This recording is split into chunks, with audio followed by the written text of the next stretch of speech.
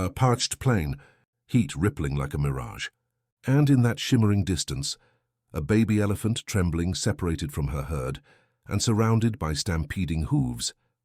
No one in Sagala Conservancy thought she would survive. Not until a solitary bull rhino stepped into the dust and did something no one, no ranger, no scientist, no local herder had ever seen before. This is a true story about courage, where it was least expected, and how a single decision made by a feared giant changed everything on the savannah. For an elephant calf, a rhino with a scarred horn, and the people who risked everything to protect them. The dawn broke pale over Sagala Conservancy, a patchwork of acacia shadows and clay pans filmed with last season's rain. Rangers called it milk light because it softened the edges of everything. The termite mounds, the tangled whistling thorns, even the memories that hung over the place like heat. In that milky hush, a baby elephant, no taller than a ranger's shoulder and still fuzzy along the spine, ambled alone. She had a name later, but not yet. For now she was only a sound, a faint, strangled trumpet that didn't carry far in the wind. What the calf did remember was water that had run out too fast, and a crush of bodies breaking into a night march after a distant thunderhead.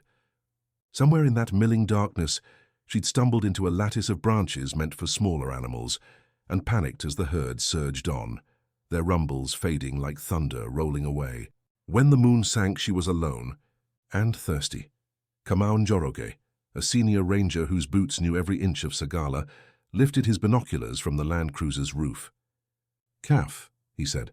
His partner, Dr. Leah Harper, a visiting wildlife vet from Montana, turned from her field kit so quickly she knocked a syringe box to the floorboard. "How old?" Leah asked. "Maybe 9 months," Kamau said, tracking the calf's zigzag through the brush. "Look at the ears. Dehydrated, and she's making herself seen." That last part worried him. On good days, the plain was a postcard of coexistence.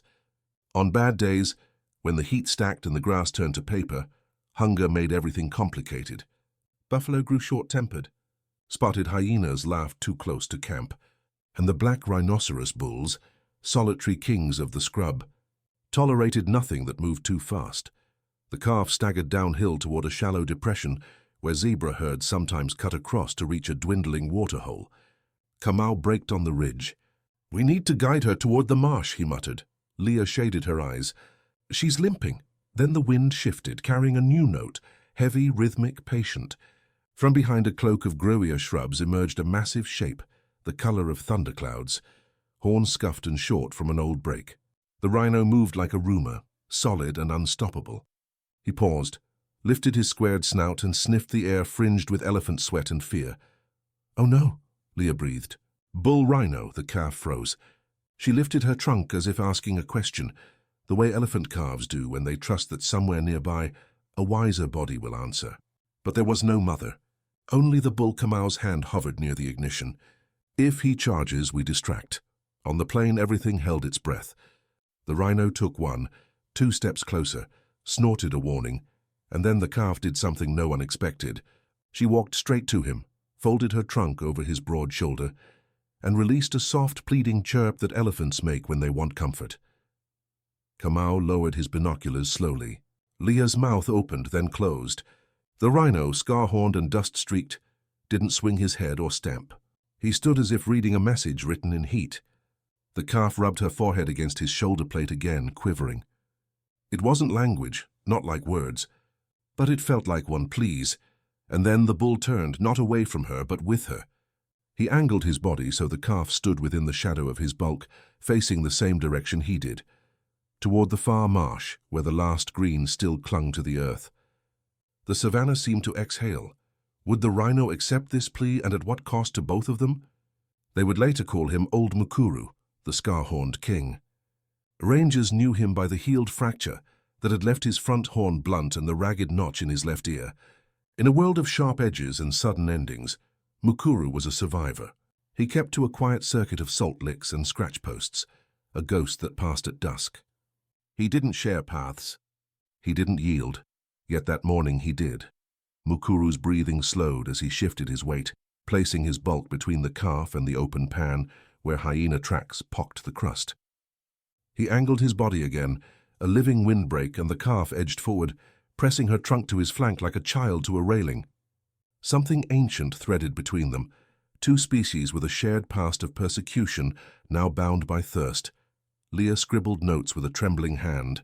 "This is Kamau, this is not typical." "Nothing about a drought is typical," Kamau said. He kept his voice low. "We move parallel. If they veer, we cut ahead." They rolled slowly, tires whispering over calcrete. The radio crackled alive. 2 more rangers reported a cluster of vehicles at the main gate. Tourists. Word was already spreading about a lone calf. Kamau cursed under his breath. More vehicles meant more stress, more exhaust, more chance someone would push too close for a photo. They parked at a respectful distance and continued on foot, staying downwind. Sweat threaded down Leah's back. She watched Mukuru nudge the calf's shoulder, not with a horn but with a patient hip, as if instructing her to follow the paths where his feet had found softer ground. The calf stumbled, squeaked, tried again. A cloud passed over the sun. From the acacia vale to the north, a hyena's whoop rose and was answered by another. The calf froze. Mukuru's ears twitched. He wheeled with startling speed, scraping the ground with a forward paw, and blew a snort so explosive it rippled the dust. Silence fell like a dropped curtain. The hyenas, calculating, faded toward the shade. Leah swallowed hard. "Is guarding her, or guarding the peace," Kamau countered. "Sometimes it's the same thing." They eased forward another 100 yards. The marsh lay ahead, no longer a mirror but a thread of damp dark with sedge clinging around the edges. Not much, but enough to buy time until the radioed water bowser could arrive. The plan was to guide the calf into the reeds, calm her with distance, and track the herd that must be searching. But plans on the savannah always made room for trouble.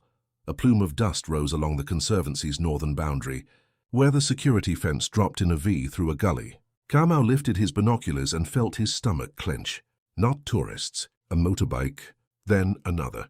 Shadows that moved with the purpose of men who didn't come for photos. Poachers. Leah read his face and felt the blood drain from hers. "How close?" "Too close." He lowered the glasses, jaw tight. "They know a desperate calf draws attention." "Attention draws rhino," Mukuru huffed, ears swiveling toward the gully. The calf reached for his shoulder again. Kamau's keyed the radio. "North boundary breach, 2 bikes, maybe 3. We need the quick reaction unit and block the main gate. Keep tourists back." Static hissed, followed by clipped replies. He met Leah's eyes. "We hold them long enough for backup, and for that calf to drink." Leah glanced at the rhino, the calf, the thin piece of water ahead. "And if Mukuru charges?" Kamau looked back at old Mukuru, the scar-horned king who had just chosen compassion once. "Then we trust that he chooses it again. Could they outpace danger and protect a bond that shouldn't have existed at all?" The marsh smelled like life, sweet rot, sharp sedge, the low mineral breath of ancient mud. The calf sank a tentative foot and sighed, a sound so small it seemed fragile enough to shatter. She drank, trunk bubbling, then drank again, desperate and greedy, before the body remembers caution and peace. Mukuru stood knee-deep nearby, lowering his head to drink, without taking his ears off the horizon. He made no claim to the dwindling resource, no sweep of horn, no shove. He simply existed in a way that said, "Here for now you are safe." Leah, crouched behind a screen of reeds, eased a collapsible water bowl from her pack. "If she wanders close, I can mix oral rehydration." "No needles." "No chase." Kamau nodded, eyes never leaving the north. The radio on his shoulder crackled with coordinates. The quick reaction unit was 5 minutes out. The water bowser, 10, he calculated in heartbeats. The calf finished drinking and splashed toward the reeds, toward Leah. The vet stilled, lowering her gaze, making herself small. The calf's trunk quested, found the bowl, flapped it with comic confusion, then huffed as the first sip, salt, glucose, life, hit her tongue. She emptied the bowl and nosed Leah's wrist. Leah didn't move. She only breathed a thank you so quiet the reeds kept it for themselves. A noise like angry wasps rose from the north. Motorbikes. Closer. Kamau swore, gestured for Leah to fall back. They retreated toward the cruiser, quiet, fast. Mukuru lifted his head, water streaming like glass, and faced the sound. For a moment, time split. He could run, melt into the thorns like a grey ghost. He could leave the calf to the speed of machines and the cold arithmetic of men. He did not run. Instead, The rhino climbed the bank and placed himself broadside in the shallow track that led from the gully to the marsh. He stamped once, twice, drawing a dark line with his forefoot like a sentry marking a threshold. The calf tucked behind him, peering under his belly with one eye. The savannah held its breath again because it recognized a ritual older than roads, a stand. The first bike burst over the lip of the gully, back wheel fishtailing, two riders clinging like burrs. They saw the rhino, and their bodies shouted different orders. The driver swerved, the passenger raised an arm. A flash of metal in the sun. Kamau didn't think. He slammed the cruiser horn and gunned the engine toward the track, hurling a wave of noise and dust.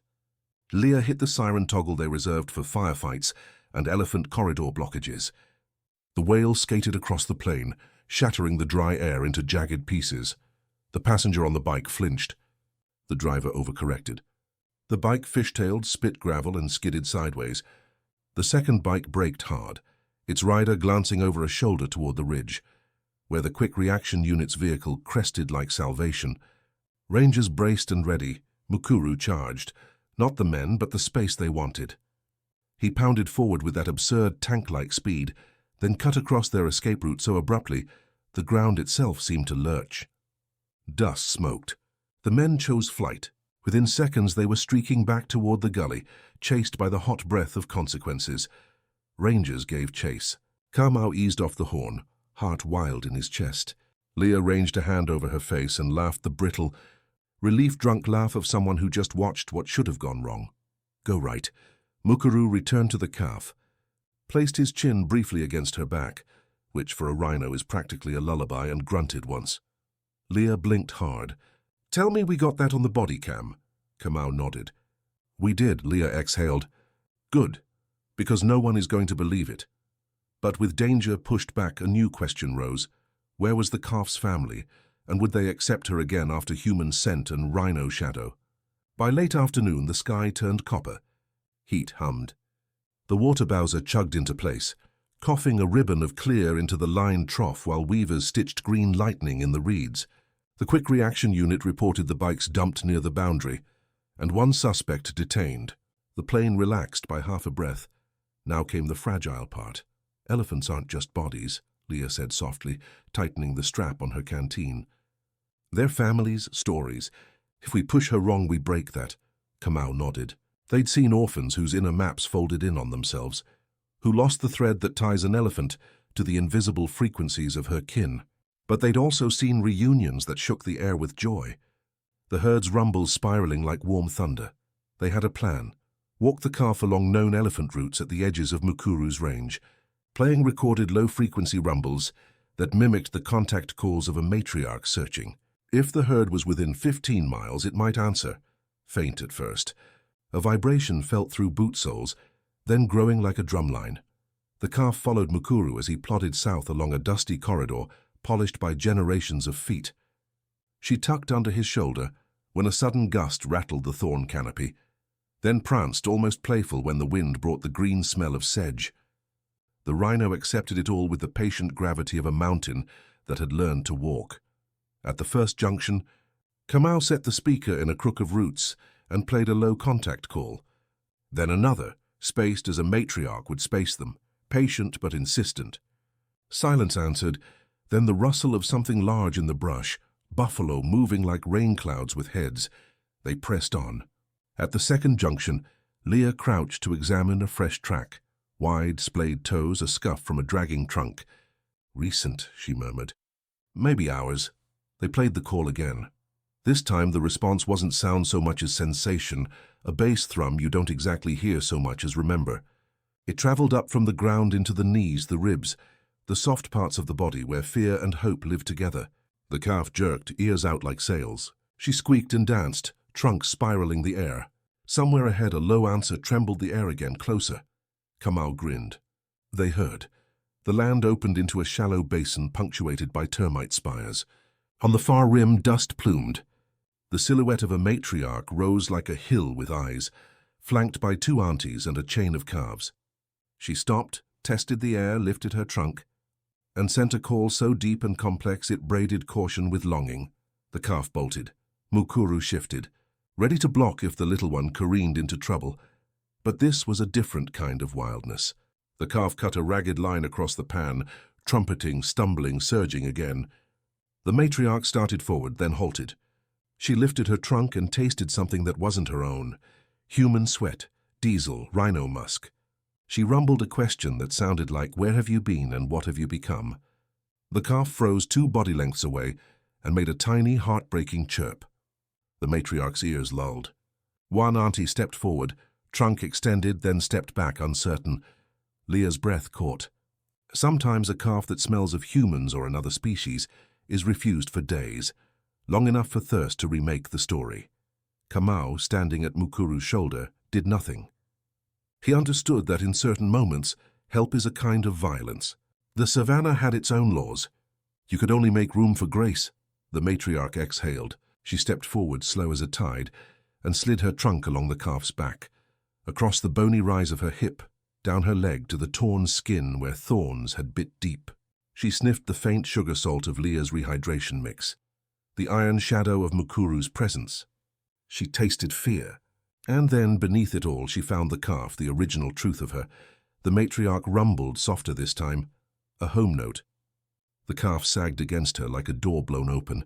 The aunties moved in, touching, memorizing. On the ridge, Kamau felt his throat tighten. Leah bit the heel of her hand. Mukuru watched for a long time, head tilted as if listening to an old song, then turned to leave. Was his work done? Or would the savannah demand one more act of courage before the night? Night on the savannah is a second world. The stars spill like salt, hyrax call. The air thins into something that tastes like metal and memory.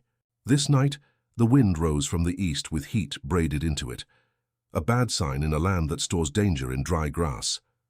Kamau had just poured coffee at the ranger outpost when the radio snapped with urgency.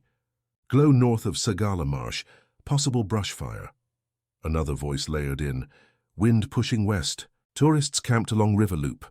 Leah looked up sharply. The elephant herd. Kamau's face hardened. River Loop cuts their path.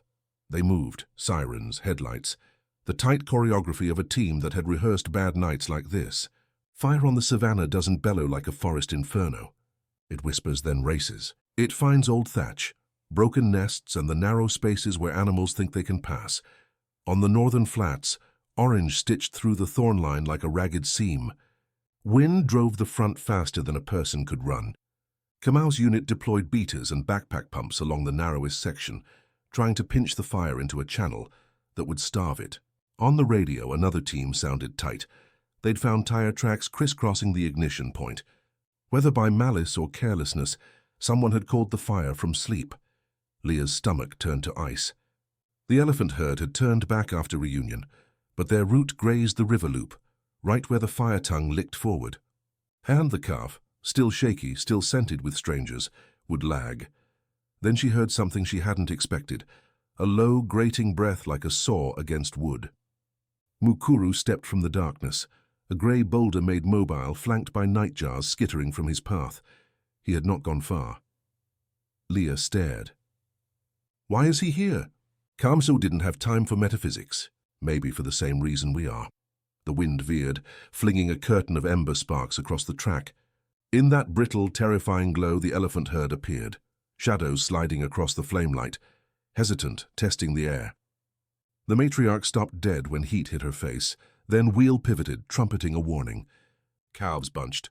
An auntie tried to skirt left, found another tongue of flame, recoiled. There wasn't much time. Kamau's team deployed a narrow, wet line across a natural choke point, a shallow, stony dip where the brush thinned. If they could hold that for 10 minutes, the elephants might cross with only singed whiskers. But the wind gusted and the line faltered, a gap opening like a pulled stitch. Mukuru huffed, ears flicking. Then he did something so simple it stunned Leah. He walked into the opening, the hottest, brightest slice, and stood. He became a shield where there was none, breaking the wind, forcing the flame front to split and flow around his bulk. Sparks landed on his thick hide and died. He stamped, dragging earth over embers, widening the safe channel by inches. Leah's chest hurt. He's making a windbreak, Kamau shouted over the roar. Hold the line! He felt rather than saw the matriarch push forward, trumpeting. herd surging in her slipstream. Calves ran low beneath swinging bellies, ears like flags. The little one, the calf who had begged, stalled when a spray of sparks popped at her feet. Mukuru shifted, widening the lee, and rumbled a sound that wasn't in any field guide, a gravel-deep encouragement. The calf bolted through, brushing his leg. A final gust shouldered the flames. The line broke in 2 places. Kamau cursed. Rangers shouted. And then the worst of the front hit the stony dip, only to find the oxygen-sucking space dominated by a rhinoceros who refused to move. In that stubborn pause, Rangers beat out the new tongues and the main body of fire slithered past, robbed of its chance. The herd pushed through to the black, the safe, already burned zone. On the far side, the matriarch turned and lifted her trunk high into the rolling smoke. She released a low, complex call that felt like gratitude. Mukuru stumbled once, shaking off a veil of ash, then stepped out of the gap. His sides heaved. Leah wanted to run to him with saline and antibiotics and a truckload of human hubris. Instead, she waited, because some debt can only be paid by witness. The fire had spared the herd, but what had it taken from the rhino who stood in its mouth? Dawn found the plain chalked in ash. The air was wetter, softer. Fire does that, burns and then blesses. Kamau moved through a stencil of hoofprints and tire tracks, checking fences, logging coordinates. Tired to the bone in the way that makes the world bright and thin. Leah tracked Mukuru. She found his scuffed prints near the dip, a scatter of grey hair and a small dark stipple in the ash that made her gut twist. Blood. Not much, but enough. He had taken ember strikes along his flank and a deeper burn at the fold of his shoulder. Without care, infection would find those places like rivers find sea. She followed the tracks toward the river, the real river, not the loop road, where a sandbar lay like a sleeping lion. If he went to cool the burns, she could, maybe, treat them without breaking the fragile pact that had formed. She found him in the shallows, standing hip-deep, steam rising where his heat met the river's cool. The calves, restored and cheeky, splashed 100 yards upstream under the matriarch's eye. The calf without a name drifted closer than the others, trunk skimming like a skater's hand in ice.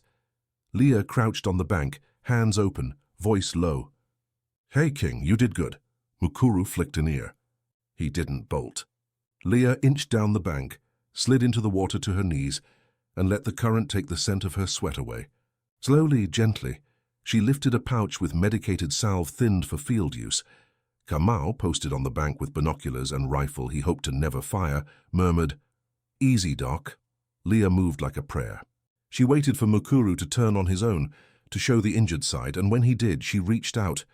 No grab, no grasp, just an offering. The salve touched burned skin.